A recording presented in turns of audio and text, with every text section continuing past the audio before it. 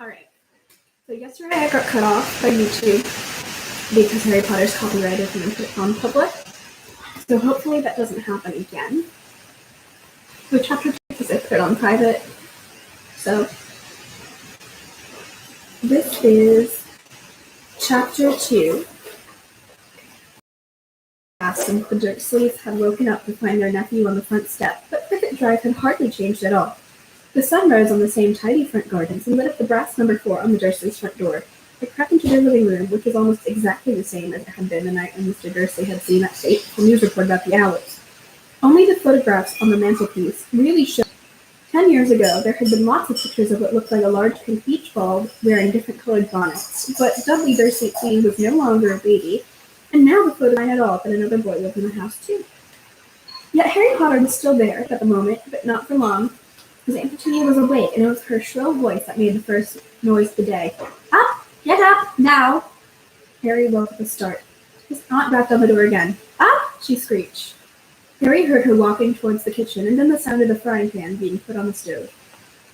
He opened the door. Are you up yet? She demanded. Nearly, said Harry. Well, I'm going to move on. I want you to look after the bacon. And don't you dare let it burn. I want everything perfect on Dudley's birthday. Harry groaned. What did you say? His aunt snapped through the door. Nothing. Dudley's birthday. How could he have forgotten? Harry got slowly out of bed and started looking for socks. He found a pair under his bed and, after pulling a spider off of one of them, put them on. Harry was used to spiders because the cupboard under the stairs was full of them, and that's where he slept. Once he was dressed, he went down the hall into the kitchen. The table was almost hidden beneath all of Dudley's birthday presents. It looked as though Dudley had gotten the new computer he wanted, not to mention the second television and the racing bike. Exactly why Dudley wanted a racing bike was a mystery to Harry, as Dudley was very fat and hated exercise. Unless, of course, it involved punching somebody. Dudley's favorite punching bag was Harry, but he couldn't often catch him. Harry didn't look it, but he was very fast. Perhaps it had something to do with living in a dark cupboard, but Harry had always been small and skinny for his age. He looked even smaller and skinnier than he really was, because all he had to wear were old clothes of Dudley's, and Dudley was about 4 times bigger than he was. Harry had a thin face, knobbly knees, black hair, and bright green eyes. He wore round glasses held together with a lot of Scotch tape because of all the times Dudley had punched him on the nose.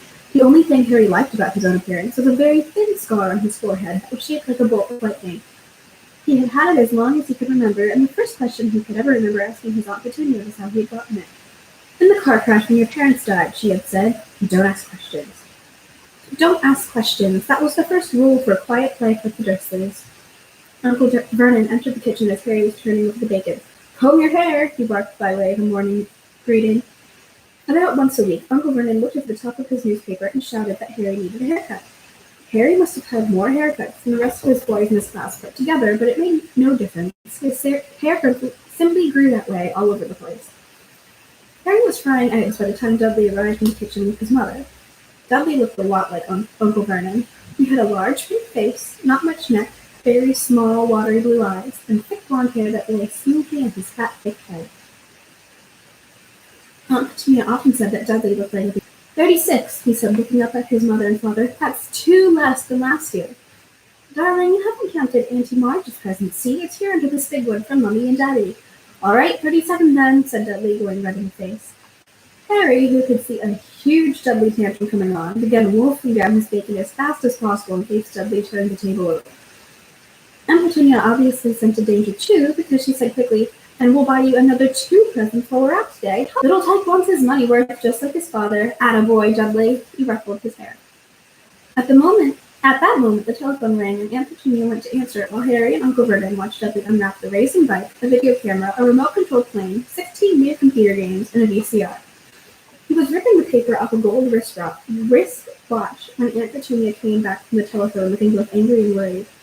Bad news, Vernon, she said. Mrs. Fig's broken her leg. She can't take him. The whole house smelled of cabbage, and Mrs. Fig made him look at the photographs of all the cats she'd ever owned. Now what? Said Aunt Petunia, looking furiously at Harry as though he'd planned this. Harry knew he ought to feel sorry that Mrs. Fig had broken her leg, but it wasn't easy when he reminded himself it would be a whole year before he had to look at Tibble, Snowy, Mr. Paws, and Tuckbee again. He could phone Marge, Uncle Vernon suggested. Don't be silly, Vernon. She hates the boy. The Dursleys often spoke about Harry like this, as though he wasn't there, or rather, as though he were something very nasty that couldn't understand them, like a slug. What about, what's her name, your friend, Yvonne? On vacation in Majorca, snapped Aunt Petunia. You could just leave me here, Harry put in hopefully. He'd be able to watch what he wanted on television for a change and maybe even have a go on Dudley's computer. Aunt Petunia looked as though she'd just swallowed a lemon. And come back and find the house in ruins, she sobbed. I won't blow up the house, said Harry, but they weren't listening. I suppose we could take him to the zoo, said Aunt Petunia slowly, and leave him in the car. That car's new. He was not sitting in it alone. Dudley began to cry loudly. In fact, he wasn't really crying. I can spoil your special day, she cried, flinging her arms around him. I don't want him to come, Dudley yelled between huge pretend sobs.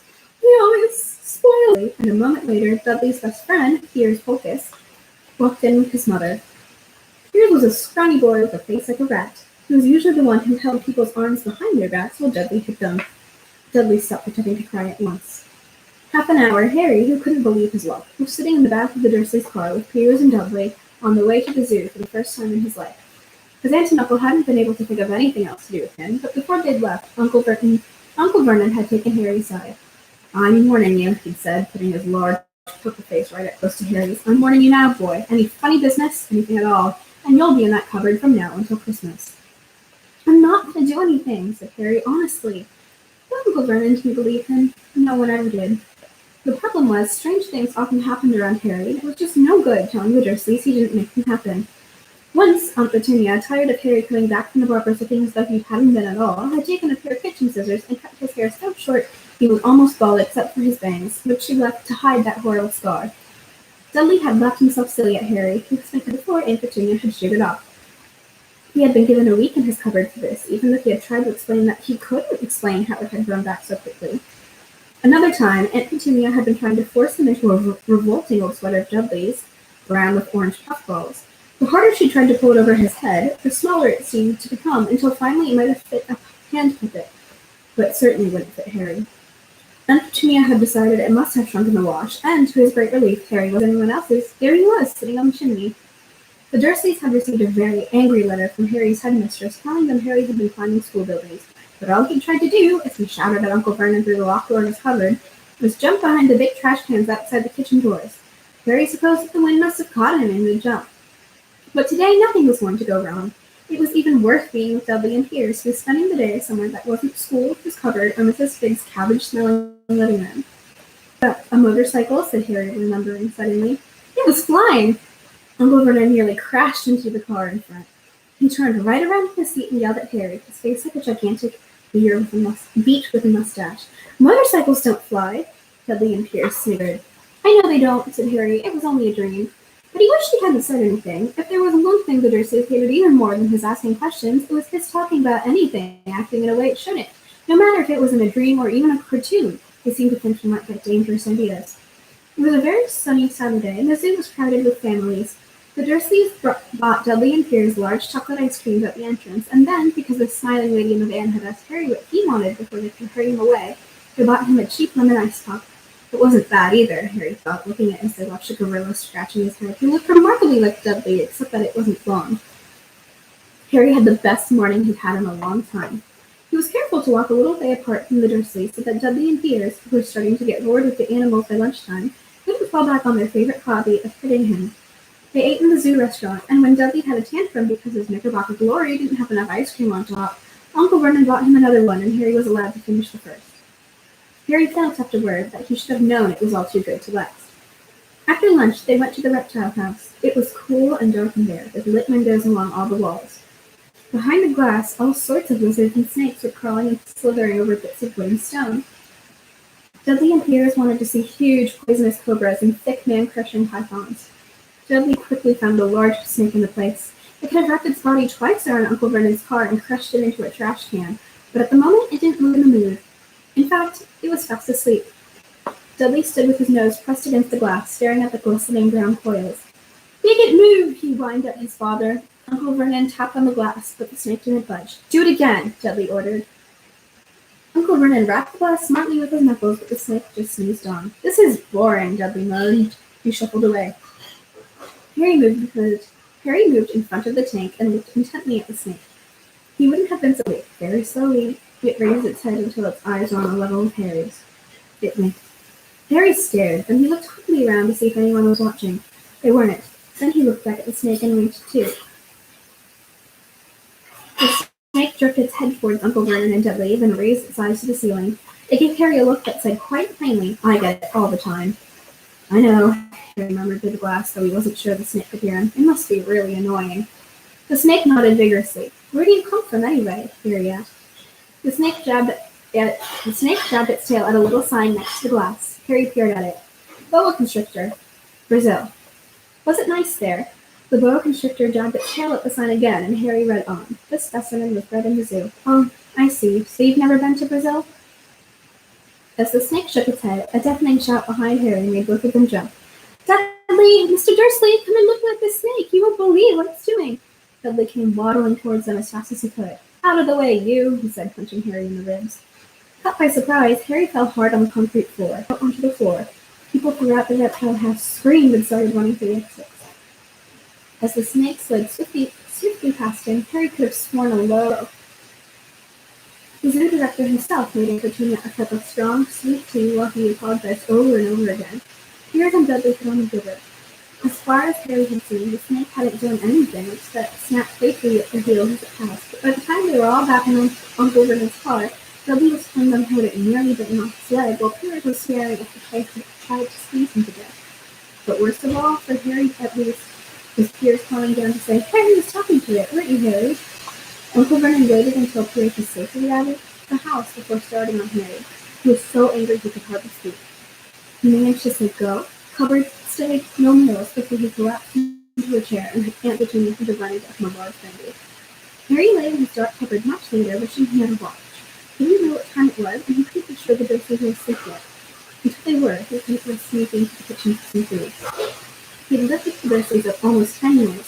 10 miserable years, as long as he could remember, ever since he'd been a baby and his parents had died in that car wreck. He couldn't remember being in the car when his parents had died. Sometimes, when he strained his memory during long hours in his cupboard, he came up with strange visions. A blinding flash of green light and a burning thing on his forehead. This, he supposed, was the crash, though he couldn't imagine where all the green light came from. He couldn't remember his parents at all. His aunt and uncle never spoke about them, and of course he was forbidden to ask questions. There were no photographs of them in this house. When he had been younger, Harry had dreamed and dreamed of some unknown relation coming to take him away. It had never happened. The Dursleys were his only family. Yet sometimes he thought, or maybe hoped, that strangers in the street seemed to know him. Very strange strangers they were too. A tiny man in a violet top hat had bowed to him once while out shopping with Petunia and Dudley. After asking Harry furiously if he knew the man, he had actually shaken his hand in the street the other day and then walked away without a word. The weirdest thing about all these people was the way they seemed to vanish the second Harry tried to get a closer look. At school, Harry had no one. Everyone knew that Dudley's gang hated that odd Harry Potter in his baggy old clothes and broken glasses, and nobody liked to disagree with Dudley's gang. Alright, so that's the end of Chapter 2, and I'm going to try to upload it as well, and then I'll get to work on Chapter 1. Alright, I'll see you on Monday, I believe, for Chapter 3.